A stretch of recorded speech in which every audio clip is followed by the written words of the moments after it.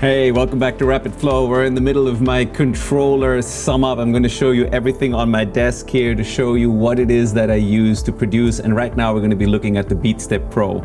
So what I use this for mostly is to create bassline and rhythm elements. So what you're hearing now in the background is a track loop that I'm messing with. And in case you missed it, I have another video actually also up where I show you the controllers here that I use. And the way this is all set up now, it's quite basic, it's quite simple.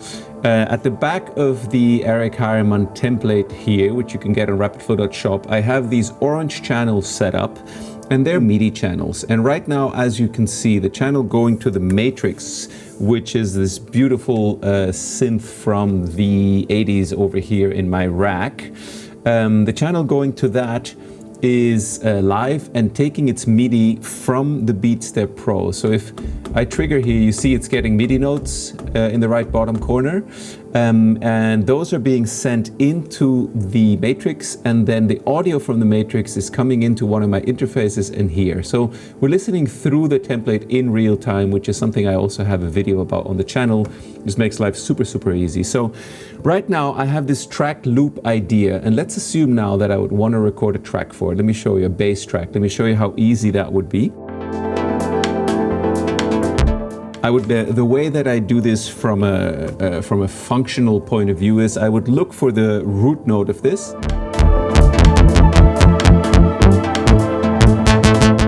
That's it. And I start by just putting down a kick with that note, restarting my sequencer, because I want to know that this thing is synchronized really tightly to the computer. And for that, I actually use a Multiclock, which is hiding over here in the corner. It's got a little dark corner of its own in the back here. So what I'm going to do now is use that Multiclock to get the Beatstep Pro to play exactly tight with the kick drum. Let me show you what that sounds like. Okay, that's pretty tight now. You can also do this using the settings in Ableton. So in case you're running this thing via only USB, which is kind of the normal way to run it, what you would do is come in here and set your Arturia Beatstep Pro timing latency. I'm going to do it on the digitone so that this is correct, which is what I just did now actually with the Multiclock. So you want this to probably read something like -20, -25 milliseconds, and then eventually you'll have it so it's playing exactly on the kick. Okay, so what I can do now is say, okay, I want to record some basses off of this, fitting to this track.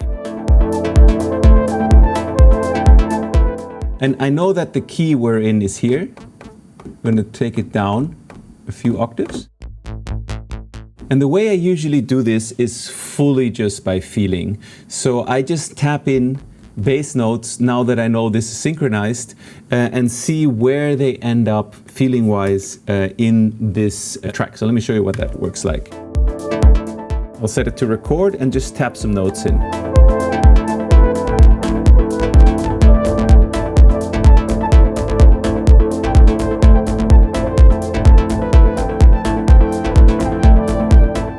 We take down the harmonic and melodic elements a little bit.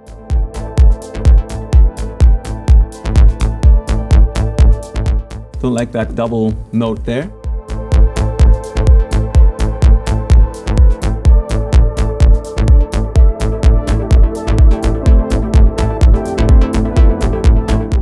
Let's assume now, like, okay, yeah, it's kind of okay, but I'm not really sure about it. Okay, fine, let's take it out and do another one, because it's so easy. And like, honestly, making basslines is something I struggled with like for a very long time until I figured out this workflow. So let's do another one. Let's bring in the kick.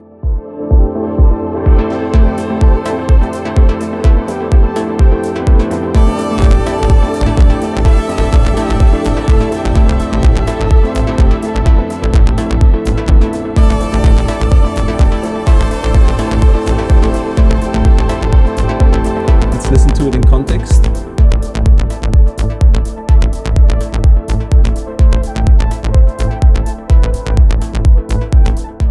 Let's try doing one maybe an octave up.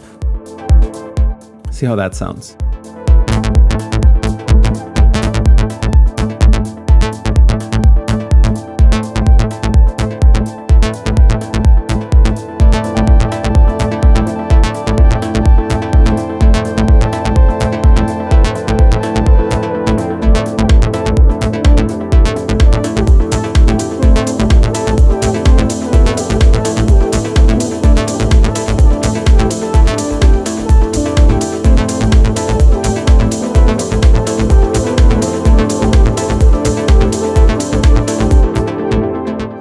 as you saw, it was like a super easy thing to do to get a groovy bass line going with this. Now, I know that the Multiclock is very expensive and kind of hard to get and stuff. So I am working now with a dev to see if we can create something that does something similar about shifting MIDI timing in a plugin format rather than having to have it in hardware. But it's tricky. We're trying to see if we can get access to those kinds of parameters in the DAW. In any case, if we don't succeed with that, then I can only recommend you to get a Multiclock if you want to be able to do this very fluidly. The way that you can do it, you know, the old school way is, yes, you can go in here and adjust the MIDI timing of the MIDI clock you're sending to any port. So let's say the T1, as you can see, I know that if I'm not syncing it with the Multiclock, I need to advance its MIDI clock by 84 milliseconds for it to be tight with my studio. So you can do it here. Just be careful when you add other plugins that include latency, it'll skew this, so this won't be right anymore. So don't add new limiters or any plugin that has a long processing time once you have everything tight, because it won't work anymore. But yeah, the easiest way is to send the Beatstep Pro MIDI clock in from something like the Multiclock. I think the Multiclock is pretty unique also in that it includes these rotary encoders with which you can shift the MIDI timing forwards and backwards. If you know of other devices that can do that, please put it in the comments, because I was looking for one with someone that I do one-on-ones with and we couldn't really find one. So the other thing that is very fun with the Beatstep Pro is how insanely easy it is to do 16th bass lines with it. Let me show you. What I would do is remove the existing notes. I would set the last step of the Beatstep Pro to 4. So now it's like just playing a very short loop. I'm just going to restart my sequence. And I know that right now I'm on a higher octave, so that's going to be my high note for a 16th note bass. I'm going to go an octave down, hold this, set the lower notes. And there you go, that's the 16th bass line here. Let me show you when I bring in the rest of the track. So we may have to work a little bit on the timing of the synths, filters, etc. to get this tight. So let's see how tight we can get this.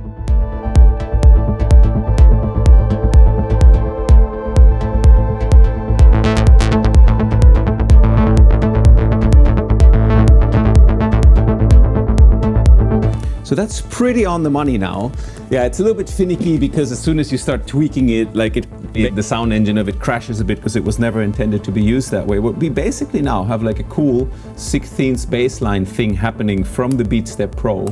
And as you saw, it was so easy to do. And you can do really cool little experiments with it also. Like for example, you can take the high note of the bass and maybe we want to tweak it and use a different note. Let's take that one instead.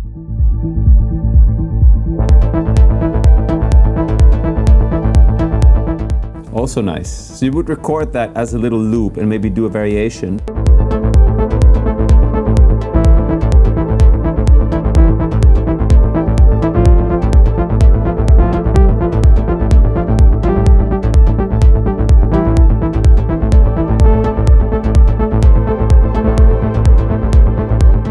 So yeah, very, very interesting and I think reasonably affordable device. They're like, I got mine used, I think it was like $200 or something. Yeah, extremely fun to program bass lines with. I also do use the drum sequencer down here, sometimes to trigger one of the drum computers I have in the studio, but just the bass line workflow I think is worth the price of admission.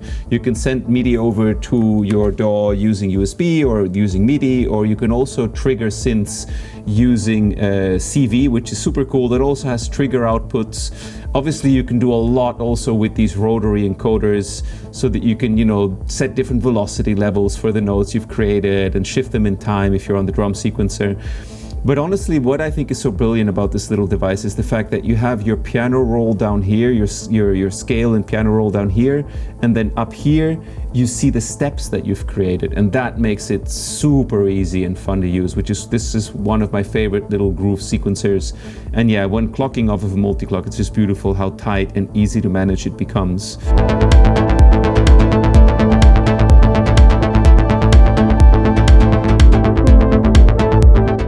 So yeah, that's what I wanted to show you with the Beatstep Pro. As I already told you when I started this series, I'm going to be looking at every controller on my desk. This is the Beatstep Pro video. There's one also on this setup here with the looping workflow and the controllers for the DAW. And the next video I'm going to make now is the one for the amazing Torso T1, which is sitting on my desk here, which is my absolutely favorite step sequencer, or generally speaking sequencer, for making melodies and harmonies, which if you want to watch that, I'll link that video somewhere over there. And other than that, I hope you're having a great weekend, and I'll see you on the next video. If you like what you heard, the template that we did all this with is available for Ableton over on rapidflow.shop, and we also have templates for Bitwig, FL Studio, and Logic Pro, which contain a lot of these instruments and drums, etc. that you heard today. So yeah, that's it for me. I will see you on the next video. Have a great time in the studio. Take it easy. Bye-bye.